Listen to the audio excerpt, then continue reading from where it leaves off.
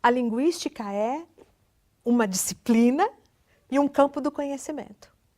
E enquanto disciplina, a linguística é uma disciplina relativamente nova, quer dizer, a gente pode falar de uma linguística autônoma no início do século XX para cá. E essa disciplina tem como objeto o estudo das línguas naturais, né? São as línguas que surgem espontaneamente como meio de comunicação social. Agora, se a gente for pensar em linguística como campo do conhecimento, então a história dela é bem mais antiga. Desde o momento que o homem começa a refletir sobre a sua língua e a língua dos outros homens, a gente já pode falar em conhecimento sobre a linguagem.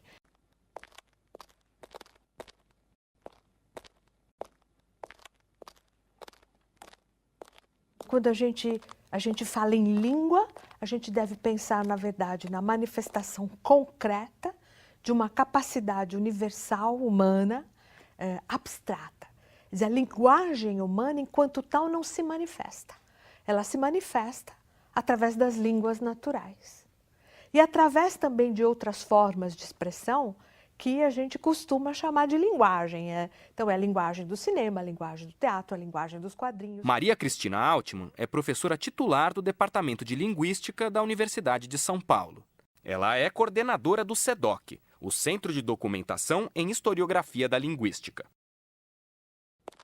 Ferdinand Saussure foi um linguista suíço, franco-suíço, que trabalhava nos principais centros alemães no final do século XIX, começo do século XX, e ele é o estudioso responsável, nós acreditamos hoje, por ter desenhado a linguística contemporânea, a linguística enquanto ciência da linguagem contemporânea. Ele fazia uma linguística, ele fazia a linguística do tempo dele, a linguística histórica. E ele, inclusive, foi reconhecido e admirado no final do século XIX pelas teses que defendeu sobre linguística indo-europeia, sobre linguística histórica indo-europeia, sobre o sânscrito, sobre o indo-europeu. Ele era realmente o que a gente chamaria de um homem culto, um erudito, do final do século XIX. Agora, interessantemente, ele devia pensar outras coisas, diferentes daquilo que ele escreveu e defendeu e fez teses e publicou, né? Porque são em cursos de linguística geral que ele ministrou justamente em 1909, 10 e 11 que ele disse, né, o que ou como deveria ser uma linguística diferente. Mas o que realmente chega até nós não é o que está escrito nesses manuscritos, né? Mas é o que a gente chama da Vulgata, do curso de Linguística Geral. É o texto que 3 dos seus alunos, na verdade 2 deles com a colaboração de um terceiro, eles fizeram uso das anotações de sala de aula e montaram o curso de Linguística Geral. E é esse curso de Linguística Geral que vai moldar a ciência da linguagem no século XX. O que ele dizia, então? Bom, primeiro, ele dizia que essa ciência da linguagem deve existir. Primeira coisa. O curso de Linguística Geral vai defender a necessidade de haver uma ciência da linguagem autônoma, ou seja, que não fosse nem sociologia, nem psicologia, nem outra coisa qualquer. E mais, essa ciência da linguagem, além de ter que se definir, é o que ele pensa, prospectivamente, ela tem que dizer com clareza qual é o seu objeto, né? E aí é que Saussure é realmente genial. Então, o objeto dessa ciência que ele defende naquele momento deve ser um objeto coletivo, não individual, homogêneo. Ele vai dividir o mundo da linguagem em langue e parole. Quer dizer, a parole seria essa que a gente observa, a fala, o caos, a variabilidade, mas a langue seria esse sistema inconsciente presente no cérebro de todos os indivíduos. Esse é o objeto da linguística. E o objetivo do linguista é descrever esse sistema. Qual é o objeto, ao mesmo tempo integral e concreto da linguística? A questão é particularmente difícil. Veremos mais tarde por quê. Limitemo-nos aqui a esclarecer a dificuldade. Outras ciências trabalham com objetos dados previamente e que se pode considerar, em seguida, vários pontos de vista. Em nosso campo, nada de semelhante ocorre. Alguém pronuncia a palavra nu. Um observador superficial será tentado a ver nela um objeto linguístico completo. Um exame mais atento, porém, nos levará a encontrar, no caso, uma após outra, 3 ou 4 coisas perfeitamente diferentes, conforme a maneira pela qual consideramos a palavra. Como som, como expressão de uma ideia, como correspondente ao latim nudum, etc. Bem longe de dizer que o objeto precede o ponto de vista, diríamos que é o ponto de vista que cria o objeto. Essa expressão do curso de Linguística Geral vai causar um impacto enorme na linguística contemporânea. A gente começa a aprender que a língua, enquanto objeto científico de estudo, né, não está aí pronta para ser estudada ou observada. Ela é extremamente complexa. É o linguista que deve definir a partir de que ângulo, de que ponto de vista ele vai estudar a linguagem. É isso que cria um objeto científico.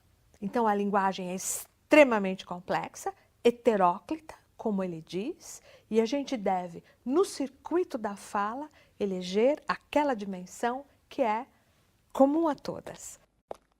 Heteróclito é algo constituído por elementos variados, pouco homogêneos. O circuito da fala explica isso? Para achar no conjunto da linguagem a esfera que corresponde à língua, necessário se faz colocarmos-nos no lugar do ato individual que permite constituir o circuito da fala.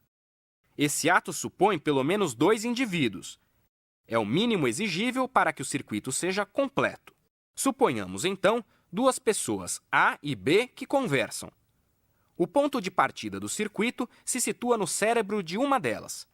Por exemplo, A, onde os fatos de consciência, a que chamaremos conceitos, se acham associados às representações dos signos linguísticos ou imagens acústicas que servem para exprimi-los.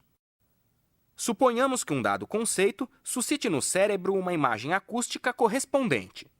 É um fenômeno inteiramente psíquico, seguido, por sua vez, de um processo fisiológico.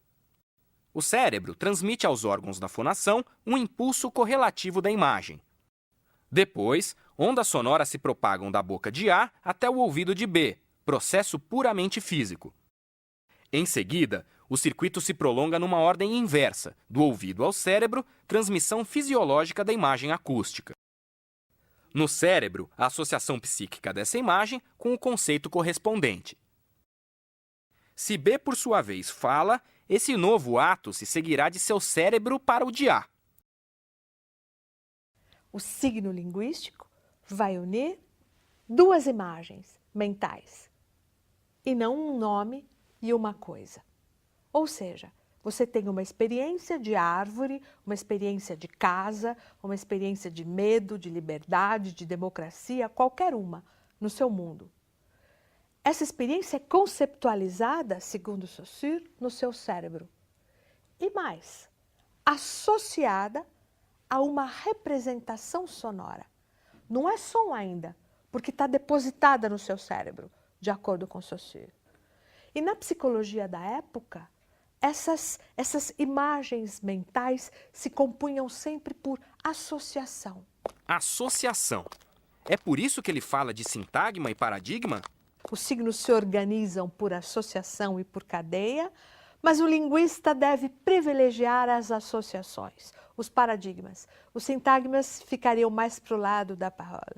Inicialmente, esse é o mundo saussuriano. É um mundo dicotômico, dividido em 2.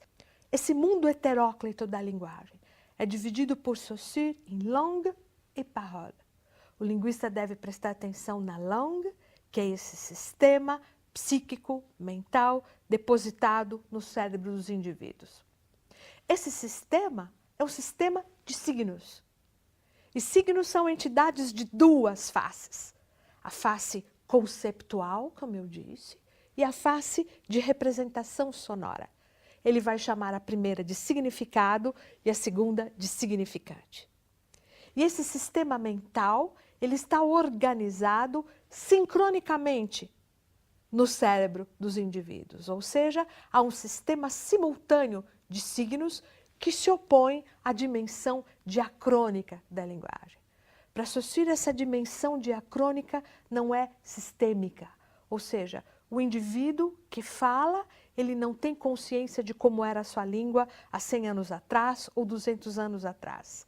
Então, o linguista deve prestar atenção nessa dimensão sincrônica do sistema cerebral. Saussure está tentando mostrar para os seus alunos no curso de Linguística Geral certas anomalias. Ele está tentando mostrar uma outra maneira de ver o mundo. É como se ele dissesse para os seus alunos na época e para nós hoje, olha, o mundo não é óbvio, o mundo científico tem que ser construído e recortado. Em vez de você enxergar as línguas isoladamente na sua evolução ao longo do tempo, que era a linguística histórica da sua época, tente enxergá-las de uma outra dimensão. Tente enxergá-las em todos os seus elementos contemporâneos sistêmicos. Daí a metáfora do jogo de xadrez.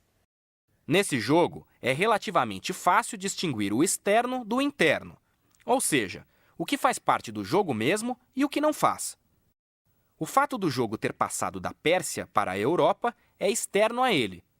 Interno, ao contrário, é tudo quanto concerne ao sistema e às regras. Se eu substituir as peças de madeira do xadrez por peças de marfim, a troca será indiferente no sistema. Mas se eu reduzir ou aumentar o número de peças, essa mudança atingirá profundamente a gramática do jogo. Há um número de peças, essas peças funcionam de determinada maneira e estão em relação umas com as outras. Elas se definem não pelo que elas são, não pelo seu material, mas pelas diferenças que apresentam entre si. Para Saussure, tudo na língua, no sistema das línguas, é relacional. Essa é a grande revolução estruturalista. O conceito de relação. Por exemplo, então, se nós vamos jogar xadrez, nós dois, e eu perco a torre branca, a gente não precisa deixar de jogar por causa disso. Qualquer borrachinha, qualquer tampinha de garrafa que eu puser naquele lugar, vai funcionar como torre branca. Essa é a ideia de um sistema de signos em Saussure. Mas, professora, se Saussure tinha tanto a dizer, por que não escreveu o curso de linguística que ficou tão famoso? Talvez porque as ideias estivessem ainda em elaboração, talvez porque ele não estivesse muito seguro de tudo isso, talvez porque ele tenha morrido antes de poder escrever, né? Mas é interessante porque isso também sugere, o caminho das ideias para nós. Eu gosto dessa história de Saussure ter causado um impacto enorme pelo que ele disse em sala de aula, pelo que ele talvez tenha conversado com os alunos no corredor, pelas conversas que talvez tenha havido fora de sala de aula. Não sabemos, né? O fato é que não houve tempo para que ele organizadamente colocasse tudo isso ou formulasse uma teoria a partir disso. A língua é também para Saussure comparável a uma folha de papel. Diz ele: o pensamento é o anverso e o som o verso. Não se pode cortar um sem cortar ao mesmo tempo o outro. Assim, tampouco na língua se poderia isolar o som do pensamento, ou o pensamento do som. Só se chegaria a isso por uma abstração cujo resultado seria fazer psicologia pura ou fonologia pura. E o que Saussure está propondo no curso é que se faça linguística. E a linguística é som e é conceito. Imagine só o conceito sem o som. O que é que